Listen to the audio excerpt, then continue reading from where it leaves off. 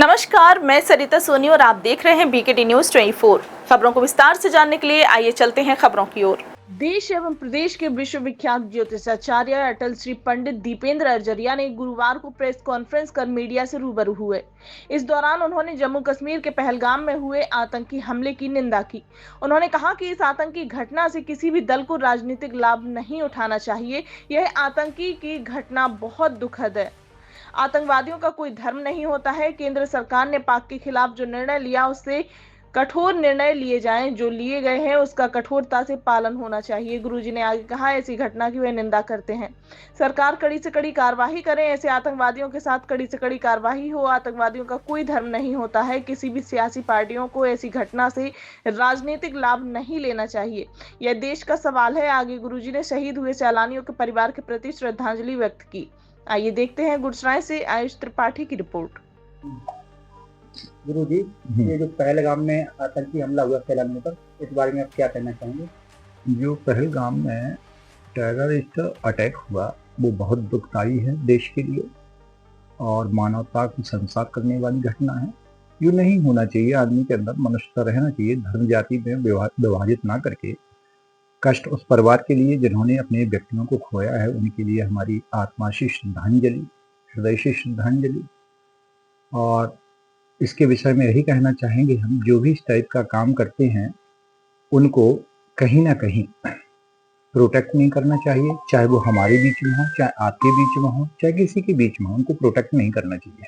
इन लोगों का बहिष्कार करना चाहिए और आर्थिक रूप से क्षति पहुंचाना ही बहुत अच्छा है। जैसे हमारे माननीय मोदी जी ने जो कार्य किया है वो बहुत अच्छा किया। 8 से 10 जो एयर अटैक होते उससे अच्छा काम उनने सिंधु जल परियोजना के लिए ब्रेक कर दिया।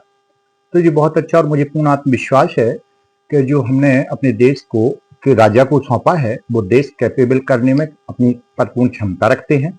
और डेफिनेट है कि इसके जो रिजल्ट आएंगे वो पूरे विश्व में तारीफ काबिल होंगे, क्योंकि हमारा प्रदेश और हमारा देश का जो मुखिया है, जो उत्तरदायित्व सौंपा है, वो इस कार्य को करने में पूर्ण कैपेबल है और इसका परिणाम इनटू 10x में कन्वर्ट होगा। और ये अच्छा समय है। इस समय का उपयोग करके हम और आपको हिंदुस्तान को सुरक्षित करना है।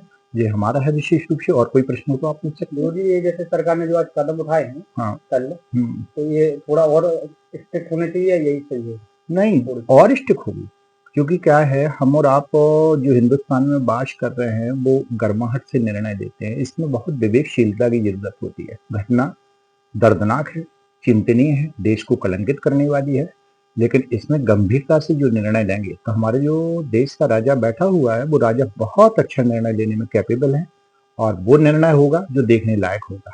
दुख तो इस बात का है कि हम लोगों को जो विभिन्न पार्टियों के दलीय नेता हैं, आज पूरा विश्व भारत के सपोर्ट में है, लेकिन हमारी विपक्षी दल पाकिस्तान की सपोर्ट में। ये चिंतनीय विषय है, इसमें चिंता का विषय है और हमको एकजुट होकर निर्णय लेना चाहिए, यही हम कहेंगे।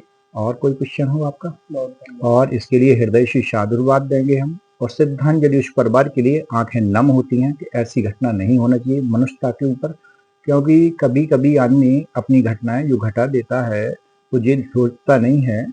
और अभी इसके पहले भी एक घटना हुआ था, तो उन्होंने कहा था जाति के ऊपर आतंकवादियों की जाति देख के। अब जाति क्या देखकर उन्होंने तो धर्म पे ही प्रहार कर दिया है ना। नग्नावस्था में देखा, ऐसा कुछ सुनने को मिला।